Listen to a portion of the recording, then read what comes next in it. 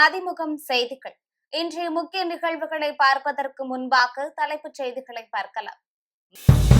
திமுகவை எதிர்க்க முடியாதவர்கள் வைக்கும் குற்றச்சாட்டுதான் வாரிசு அரசியல். தேசிய ஜனநாயக கூட்டணிக்கு எந்த கொள்கையும் கிடையாது என முதலமைச்சர் பேச்சு. வஞ்சகத்தோடு செயல்படும் ஆளுநர் பதவியில் நீடிக்கக்கூடாது. மோடியின் கொத்தடிமையாக எடப்பாடி பழனிசாமி இருப்பதாக வைகோ கடும் விமர்சனம். அனைத்து பள்ளி மாணவிகளுக்கும் இலவச நாப்கின்கள் வழங்க வேண்டும். மாற்றுத்திறனாளிகளுக்கு தனி கழிப்பறை ஏற்படுத்தி தர உச்சநீதிமன்றம் உத்தரவு. ஜனநாயகன் பட தணிக்கை சான்று விவகாரம். உச்சநீதிமன்றத்தில் தணிக்கை வாரியம் கேவியட் மனு தாக்கல். திமுக அளித்த வாக்குறுதிகளை நிறைவேற்றி வருவதாக முதலமைச்சர் மு.க.ஸ்டாலின் தெரிவித்துள்ளார். சென்னையில் நடைபெற்ற கருத்தரங்கில் முதலமைச்சர் மு.க.ஸ்டாலின் கலந்து கொண்டு உரையாற்றினார். அப்போது தமிழ்நாட்டில் 2ஆம் நிலை 3ஆம் நிலை நகரங்கள் கூட வளர்ந்துள்ளதாக பெருமிதம் தெரிவித்தார். திறமையாக ஆட்சி நடத்துவதால் தான் இந்தியாவில் யாரும் அடைய முடியாத 11.19% வளர்ச்சியை தமிழ்நாடு எட்டியுள்ளதாகவும், சமூகத்தில் எந்த பிரிவினரும் தனித்துவிடக்கூடாது என்பதால் தான் திமுக பார்த்து திட்டங்களை செய்து வருவதாக கூறினார். திமுக ஆட்சி கொண்டு வந்துள்ள திட்டங்களை பல மாநிலங்கள் பின்பற்றி வருவதாக குறிப்பிட்ட முதலமைச்சர், எந்த மாநிலத்திலும் இல்லாத வகையில் பள்ளி மாணவர்களுக்கு காலை உணவு திட்டம், மக்களை தேடி மருத்துவம் திட்டம் செயல்படுத்தப்பட்டுள்ளதாக பெருமிதம் தெரிவித்தார். இதனைத் தொடர்ந்து மகாத்மா காந்தியின் 79வது நினைவு தினத்தை ஒட்டி எழும்பூரில் காந்தியின் திருவுருவப்படத்திற்கு முதலமைச்சர் மு.க.ஸ்டாலின் மரியாதை செலுத்தினார். பின்னர் தீண்டாமை ஒழிப்பு உறுதிமொழி ஏற்கப்பட்டது. தமிழ்நாட்டை பொறுத்த வரைக்கும் எல்லா மாவட்டங்களும் 2ஆம் நிலை 3ஆம் நிலை நகரங்களும் ஊரக பகுதியில் கூட வளர்ச்சி அடைந்திருக்கு. நடத்துவதால் தான் இந்தியாவிலே யாரும் அடைய முடியாத 11.19% பொருளாதார வளர்ச்சியை திராவிட மாடல் ஆட்சியில சாத்தியப்படுத்தி இருக்கிறோம். ஒரு பக்கம் ஒன்றிய பாஜக அரசு தொடர்ந்து ஏற்படுத்தி வரக்கூடிய அரசியல் நெருக்கடி எல்லாத்தையும் எதிர்கொண்டு, மறுபக்கம் தொலைநோக்கு பார்வையோடு எதிர்காலத்துக்கான திட்டங்களை உருவாக்கி செயல்படுத்தி கொண்டு வருகிறோம். தேவைகளுக்கேற்ப எங்களுடைய கொள்கைகளும் எவால்வ் ஆகி வருகிறது. மகளிர், குழந்தைகள், மாணவர்கள், இளைஞர்கள், தொழில் முனைவோர், உழவர்கள், நெசவாளர்கள், அரசு ஊழியர்கள், ஆசிரியர்கள்னு எல்லா தரப்பினருக்கும் நன்மைகளை செஞ்சுக்கிட்டு இருக்கோம். பிரதமர் மோடிக்கு எடப்பாடி பழனிசாமி கொத்தடிமையாக இருந்து வருவதாக வைகோ கடுமையாக விமர்சித்துள்ளார். நாகையில் மதிமுக நாகை மாவட்ட செயலாளர் ஸ்ரீதர் இல்ல திருமண விழா நடைபெற்றது. மதிமுக பொதுச் செயலாளர் வைகோ தலைமையில் நடைபெற்ற திருமண விழாவில் நாகை எம்பி செல்வராஜ், சட்டமன்ற உறுப்பினர்கள் நாகை மாலி, பூண்டி கலைவாணன், தமிழ்நாடு மீன் வளர்ச்சி கழக தலைவர் கௌதமன் உள்ளிட்ட பலர் கலந்து கொண்டனர். நிகழ்ச்சிக்கு பின் செய்தியாளர்களை சந்தித்த வைகோ, சட்டமன்ற தேர்தலில் திமுக தலைமை 200 தொகுதிகளில் வெற்றி பெறும் என நம்பிக்கை தெரிவித்தார். எடப்பாடி பழனிசாமி மோடிக்கு கொத்தடிமையாக இருந்து வருகிறார் எனவும் வைகோ கடுமையாக விமர்சித்தார். மகத்தான வெற்றி தமிழ்நாட்டில் மதச்சார்பற்ற முற்போக்கு கூட்டணியாக திராவிட முன்னேற்ற கழகத்தின் தலைமையில் இருக்கிற கூட்டணி நம்முடைய முதலமைச்சர் கூறியவாறு 200 இடங்களுக்கு குறையாமல் உறுதியாக வெற்றி பெறும் என்று நான் நம்புகிறேன். எடப்பாடி கொத்தடிமையால இருந்தார் முதலமைச்சரா? மோடிக்கு கொத்தடிமையால இருந்தார். அவருக்கு என்ன தகுதி இருக்கு பேசுறதுக்கு? பாரதிதாசன் பல்கலைக்கழகத்தில் தேசிய கீதத்தை இசைத்த பின்னர் தமிழ்தாய் வாழ்த்தை இசைத்தது கண்டனத்திற்குரியது என கூறிய வைகோ, வஞ்சகத்தோடு செயல்படும் ஆளுநர் பதவியில் நீடிக்க கூடாது என சாடினார். தமிழ்தாய் வாழ்த்தை முதலிலே அதை பாட, அந்த இசைத்தட்டை போட விடாமல் தேசிய கீதத்தை முதலிலே போட்டுவிட்டு அதற்கு பிறகு தமிழ்தாய் வாழ்த்தை அவர்கள் அங்கே நிறைவேற்றியது கண்டனத்துக்குரியது. தமிழகத்தை, ஜனநாயகத்தையே பாழ்படுத்துகிற விதத்தில் RSS ஏஜெண்டாக தமிழக ஆளுநர் ரவி பதவியேற்ற நாள் முதல் செயல்பட்டு வருகிறார். வஞ்சகம் செய்து வருகிறார். அவர் அந்த பதவியிலே பதவியே கூடாது என்பது எங்கள் கொள்கை. கவர்னர் பதவியே அகற்றப்பட வேண்டும், அது ஒழிக்கப்பட வேண்டும் என்று கருதுகிறவன் நான். RN ரவி அத்துமீறி செயல்படுகிறார். அவருடைய இதுவரை பின்பற்றப்பட்ட மரபுகள் அனைத்தையும் உடைத்துவிட்டு அவர் இந்திய சமஸ்கிருதத்தை திணிக்கின்ற திட்டத்தை மறைமுகமாக வைத்துக் கொண்டு இந்த வேலையில் ஈடுபட்டிருக்கிறார். நாட்டின் அனைத்து பள்ளிகளிலும் மாணவிகளுக்கு நாப்கின் இலவசமாக வழங்குவதை உறுதி செய்ய வேண்டும் என உச்சநீதிமன்றம் உத்தரவிட்டுள்ளது.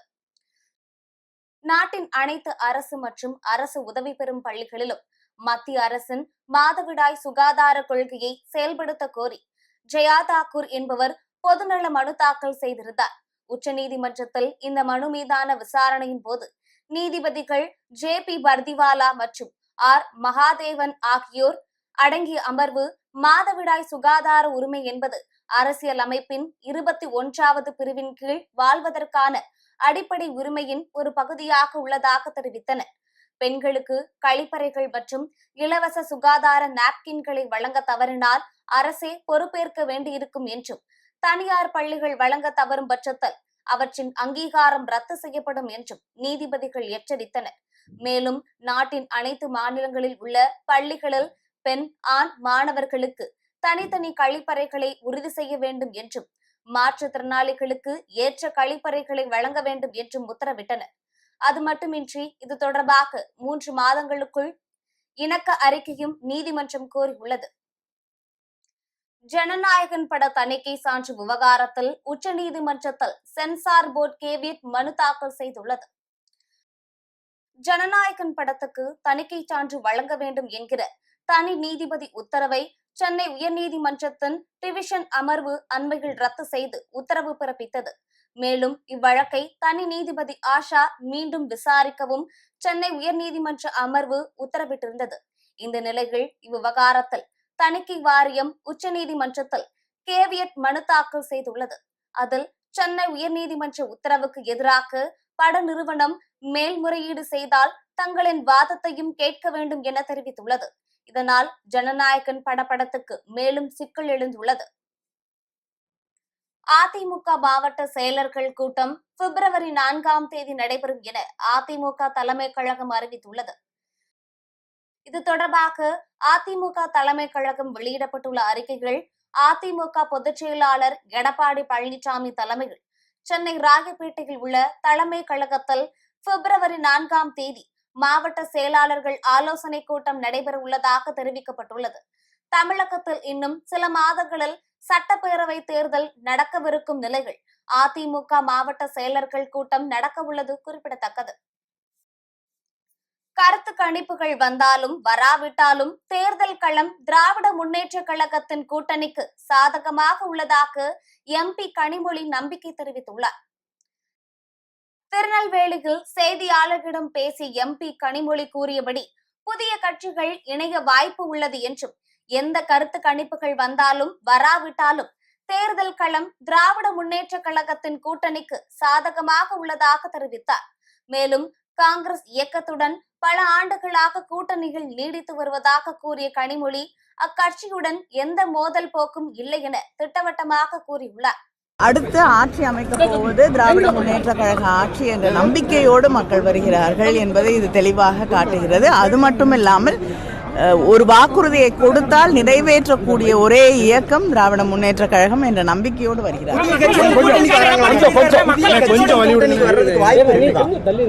நிச்சயமா புதிய கட்சிகள் வருவதற்கு வாய்ப்பு இருக்கு. ஆனா அது யார் என்பதை நம்முடைய முதலமைச்சர் அவர்கள் தான் முடிவு செய்வார்கள். கருத்து கணிப்பு எப்படி பாக்குறீங்க? திமுகவுக்கு சாதகமான ஒரு கருத்து கணிப்பா வந்திருக்குது. அது உண்மையிலேயே தேர்தல் களத்தில் பிரதிபலிக்கும் நம்புறீங்களா?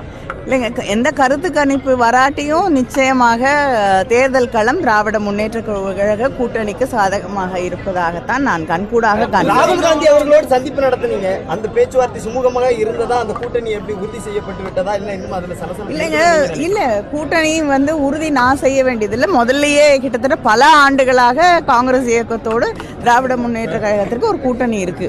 தொடர்ந்து மோதல் போக்கு நிலவுது. எந்த மோதல் போக்கும் எனக்கு தெரிஞ்சு இல்ல. நல்ல சுமூகமான மரியாதை கிடைக்கும் இடத்தில் கூட்டணி அமைப்பேன் என தேமுதிக பொதுச் செயலாளர் பிரேமலதா தெரிவித்துள்ளார். நெல்லையில் செய்தியாளர்களை சந்தித்த தேமுதிக பொதுச் செயலாளர் பிரேமலதா விஜயகாந்த் 2026 தேர்தலில் தான் போட்டியிடுவது குறித்து உரிய நேரத்தில் அறிவிப்பதாக தெரிவித்தார். மரியாதை, நியாயம் யாரிடம் கிடைக்கிறதோ அங்கேதான் கூட்டணி வைப்போம் என்றும், மக்களுக்காக சட்டசபைக்கு சென்று தேமுதிக போராடும் எனவும் கூறினார். ஆளும் கட்சியும் ஆண்ட கட்சியும் கூட்டணியை இறுதி செய்யாத நிலையில் தேமுதிக மட்டும் இப்போதே ஏன் சொல்ல வேண்டும் என கேள்வி எழுப்பிய அவர், தேமுதிக தனது முடிவை அவசரப்படுத்தாமல் எடுக்கும் என்று தெரிவித்தார். தமிழ்நாடு அமைச்சரவை கூட்டம் பிப்ரவரி 5ஆம் தேதி முதலமைச்சர் மு.க.ஸ்டாலின் தலைமையில் நடைபெற உள்ளது. முதலமைச்சர் மு.க.ஸ்டாலின் தலைமையில் பிப்ரவரி 5ஆம் தேதி தமிழக அமைச்சரவை கூட்டம் நடைபெறும் என அறிவிக்கப்பட்டுள்ளது. சட்டப்பேரவை தேர்தலுக்கு இன்னும் ஓரிரு மாதங்களே உள்ள நிலையில் தமிழ்நாடு சட்டப்பேரவை பிப்ரவரி மாதம் கூட உள்ளது. இந்த சட்டப்பேரவைக்கு மே மாதம் வரை மட்டுமே அவகாசம் இருப்பதால் முழுமையான பட்ஜெட்டை தாக்கல் செய்ய முடியாது. இதனால் இடைக்கால பட்ஜெட் தாக்கல் செய்யப்பட உள்ளது. பிப்ரவரி 13 அல்லது 14ஆம் தேதியன்று இடைக்கால பட்ஜெட் தாக்கல் செய்யப்படலாம் என கூறப்படுகிறது. இடைக்கால பட்ஜெட்டில் என்னென்ன அறிவிப்புகளை வெளியிடலாம் என்பது தொடர்பாக இந்த கூட்டத்தில் ஆலோசிக்கப்படும் என தகவல்கள் தெரிவிக்கின்றன. திருவண்ணாமலையில் பள்ளி மாணவியை கர்ப்பமாக்கிய தாயின் நண்பர் போக்சோவில் கைது செய்யப்பட்டார். செங்கம் அருகே உள்ள ஒரு கிராமத்தை சேர்ந்த பெண் ஒருவர் தனது கணவரை பிரிந்து வாழும் நிலையில் அவர் அதே பகுதியை சேர்ந்த குணசேகரன் என்பவருடன் பழகி வருவதாக கூறப்படுகிறது. இதையடுத்து வீட்டில் இருந்த அவரின் 14 வயது மகளை குணசேகரன் பாலியல் வன்கொடுமைக்கு ஆளாக்கியதாக கூறப்படும் நிலையில் அந்த மாணவி கர்ப்பமாகியுள்ளார். இதை அறிந்த மாணவியின் தாயார் மருத்துவமனைக்கு அழைத்து சென்று பரிசோதித்த போது மாணவி 7 மாதம் கர்ப்பமாக இருந்தது உறுதி செய்யப்பட்டது. இது குறித்து செங்கம் காவல் நிலையத்தில் அளித்த புகாரின் பேரில் சிறுமியின் கர்ப்பத்திற்கு காரணமான குணசேகரனை போக்சோ சட்டத்தின் கீழ் கைது செய்து சிறையில் அடைத்தனர். தாயின் துணையோடு மகளுக்கு இழைக்கப்பட்ட இந்த அநீதி அப்பகுதியில் பெரும் அதிர்வலைகளை ஏற்படுத்தியுள்ளது. தமிழக வெற்றி கழகத்தின் 3ஆம் ஆண்டு தொடக்க விழா சென்னையில் நடைபெற உள்ளதாக அக்கட்சியின் பொதுச் செயலாளர் தெரிவித்துள்ளார்.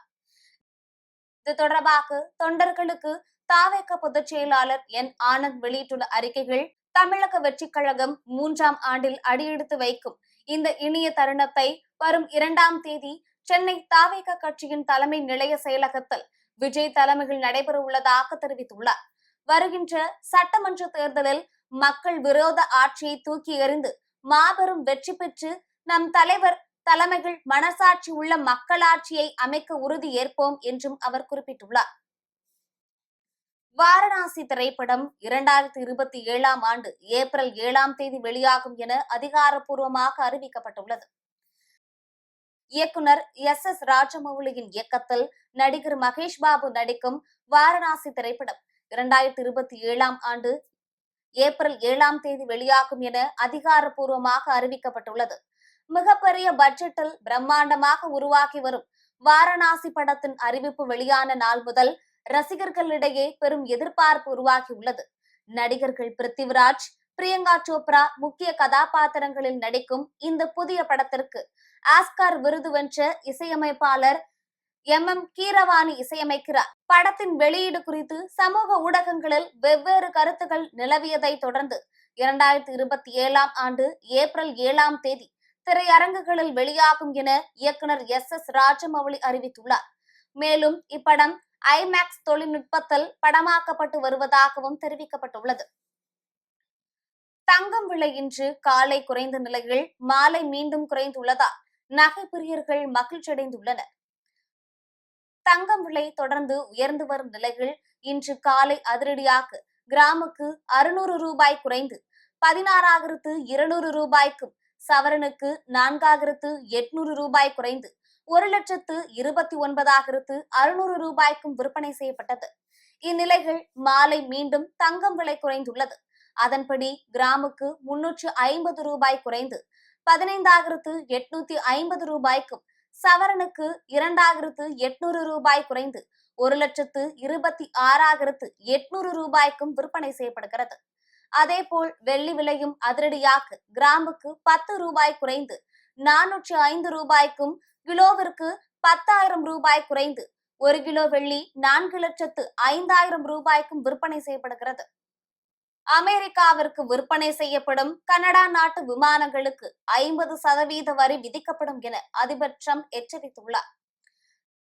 கடந்த 2025ஆம் ஆண்டு ஆகஸ்ட் மாதத்தில் கனடாவின் பல்வேறு இறக்குமதி பொருட்களுக்கு ஏற்கனவே விதிக்கப்பட்ட 25% வரியானது 35% உயர்த்தப்பட்டது. அதனைத் தொடர்ந்து சீனாவுடன் கனடா வர்த்தக ஒப்பந்தம் மேற்கொள்ள முயன்றதாக கூறி அந்நாட்டின் அனைத்து பொருட்கள் மீதும் 100% வரி விதிக்கப்படும் என கடந்த 24ஆம் தேதியன்று எச்சரிக்கை விடுக்கப்பட்டது. இரு நாடுகளுக்கும் இடையே நீண்ட காலமாக நீடித்து வரும் இந்த வர்த்தக மோதலானது தற்போது அடுத்த கட்டத்தை எட்டியுள்ள நிலையில் விமான போக்குவரத்து துறையிலும் கடும் கட்டுப்பாடுகள் விதிக்கப்பட உள்ளன. இந்நிலையில் அமெரிக்காவில் விற்பனை செய்யப்படும் கனடாவின் அனைத்து விமானங்கள் மீதும் 50% வரி விதிக்கப்படும் என அதிபர் ட்ரம்ப் அதிரடியாக அறிவித்துள்ளார். இதுகுறித்து ட்ரம்ப் கூறுகையில், சான்றிதழ் வழங்கும் விவகாரத்தில் உடனடியாக திருத்தம் செய்யாவிட்டால் அமெரிக்காவில் விற்கப்படும் அனைத்து விமானங்கள் மீதும் இந்த வரி உயர்வு அமலாகும் என தெரிவித்துள்ளார். மீண்டும் தலைப்புச் செய்திகள். திமுகவை எதிர்க்க முடியாதவர்கள் வைக்கும் குற்றச்சாட்டுதான் வாரிசு அரசியல். தேசிய ஜனநாயக கூட்டணிக்கு எந்த கொள்கையும் கிடையாது என முதலமைச்சர் பேச்சு. வஞ்சகத்தோடு செயல்படும் ஆளுநர் பதவியில் நீடிக்க கூடாது. மோடியின் கொத்தடிமையாக எடப்பாடி பழனிசாமி இருப்பதாக வைகோ கடும் விமர்சனம். அனைத்து பள்ளி மாணவிகளுக்கும் இலவச நாப்கின்கள் வழங்க வேண்டும். மாற்றுத்திறனாளிகளுக்கு தனி கழிப்பறை ஏற்படுத்தி தர உச்சநீதிமன்றம் உத்தரவு. ஜனநாயகன் பட தணிக்கை சான்று விவகாரம் உச்சநீதிமன்றத்தில் தணிக்கை வாரியம் கேவியட் மனு தாக்கல். இத்துடன் செய்திகள் நிறைவடைந்தன. மீண்டும் செய்திகள் காலை 8 மணிக்கு. மேலும் செய்திகளை தெரிந்து கொள்ள மதிமுகம் பிரைம் யூடியூப் தளத்தில் இணைந்திருங்கள்.